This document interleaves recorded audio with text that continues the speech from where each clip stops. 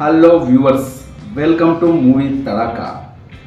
డ్యాన్స్ల రారాజు మెగాస్టార్ చిరంజీవి, డైలాగ్ల సింహం Nandamuri Balakrishna, mass king class Manmadhudu Nagarjuna, family star victory Venkatesh, ఈ నలుగురు హీరోలు 1987లో తమ సినిమాలని బాణాల్లా సంధించారు ఒకేసారి.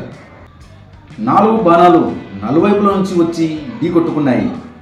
1987లో వీరి మధ్య జరిగిన బాక్స్ ఆఫీస్ వార్ ఎలా సాగిందో తెలుసుకుందాం పదండి. ఈ నలుగురు స్టార్స్లో ముందుగా మెగాస్టార్ చిరంజీవి గారు పసివాడి ప్రాణం చిత్రంతో వచ్చారు. 1987 జూలై 23న రిలీజ్ అయింది పసివాడి ప్రాణం చిత్రం. ఏ కోదండరామిరెడ్డి డైరెక్షన్లో వచ్చిన ఈ మూవీని అల్లు అరవింద్ గారు నిర్మించారు. ఈ సినిమా బాక్స్ ఆఫీస్ వద్ద ఇండస్ట్రీ హిట్గా నమోదైంది. ఈ సినిమా మలయాళ చిత్రానికి రీమేక్గా వచ్చి బిగ్ సక్సెస్ సాధించింది. కేవలం చిరు మేనరిజం, డ్యాన్స్లు, ఫైట్లతో ఈ సినిమా ఇండస్ట్రీ హిట్గా నిలిచింది.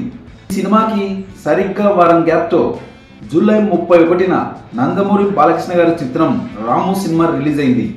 వై నాగేశ్వరరావు దర్శకత్వం వహించిన ఈ సినిమాని సురేష్ ప్రొడక్షన్స్ బ్యానర్లో రామనాయుడు గారు నిర్మించారు.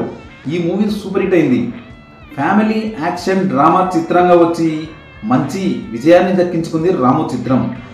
రాము చిత్రానికి 12 రోజుల గ్యాప్తో నాగార్జున చిత్రం అగ్నిపుత్రుడు రిలీజ్ అయింది. ఈ సినిమా ఆగస్టు 12న వచ్చి బాక్స్ ఆఫీస్ వద్ద ఫ్లాప్గా మిగిలింది.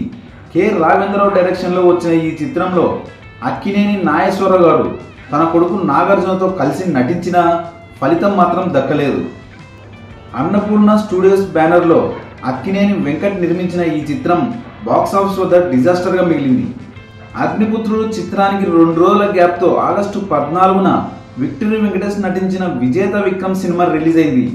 ఎస్ఎస్ రవిచంద్ర దర్శకత్వం వహించిన ఈ సినిమా బాక్స్ ఆఫీస్ వద్ద హిట్గా నిలవలేక ఫ్లాప్ అయింది. కమర్షియల్గా కూడా సక్సెస్ అవ్వలేకపోయింది విజేత విక్రమ్. విజేత విక్రమ్ సినిమాని టి తిరుపతి రెడ్డి గారు నిర్మించారు. అంచనాలతో వచ్చి బోల్టా పడింది ఈ సినిమా. ఈ విధంగా బాక్స్ ఆఫీస్ వార్లో విక్టరీ వెంకటేష్, అక్కినేని నాగార్జున గారు ఫెయిల్ అయిపోయారు.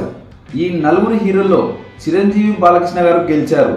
చిరంజీవి గారు ఇండస్ట్రీ సినిమాతో సక్సెస్ అయితే బాలకృష్ణ గారు రాము సినిమాతో నిలబడ్డారు. ఇలా 1987లో వచ్చిన ఈ బాక్స్ ఆఫీస్ వార్లో చిరంజీవి, బాలకృష్ణ ఇద్దరు గెలిచారు. అయితే చిరంజీవి గారు బిగ్ సక్సెస్ అందుకున్నారు. మరో ఇంట్రెస్టింగ్ టాపిక్తో మళ్ళీ కలుద్దాం. ఈ వీడియో కనుక మీకు నచ్చినట్లయితే like, share, comment and subscribe చేయండి.